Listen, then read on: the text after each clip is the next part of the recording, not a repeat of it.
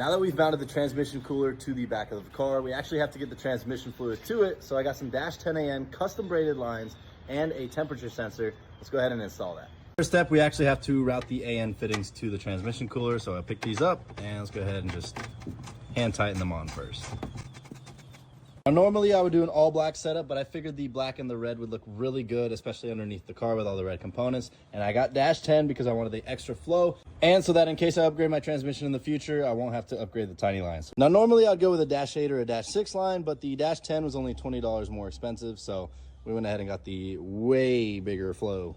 Now I have to go ahead and connect this line and route it all the way down to right there. Now I've got the line all the way stretched out where Parker's at, and we're gonna cut it right here with this painter's tape. Now that we have both of the lines routed, I do need to go ahead and snug them up with an AN wrench, but like I said, I am just fitting them up. I do have to install this little fitting right here, and this is a temperature sensor. Now, whenever the fluid going through this line right here reaches 190 degrees, this will actually give an electrical signal to a relay that I have to go ahead and install. And then that relay will tell this fan right here to turn on. I'm not gonna have a loud fan cooling the transmission all the time. It's only gonna turn on when it reaches 190 degrees.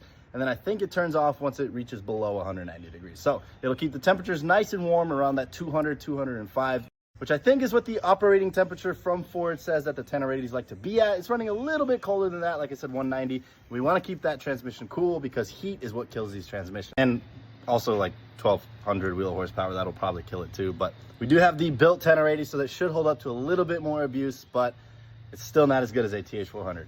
I told y'all I was gonna do things the right way here, and this is the first step towards making this Mustang extremely reliable and really, really fast. And there we have it. We have the line pretty much routed, zip tied every 6 inches all the way, following the path of least bendiness, kinkiness.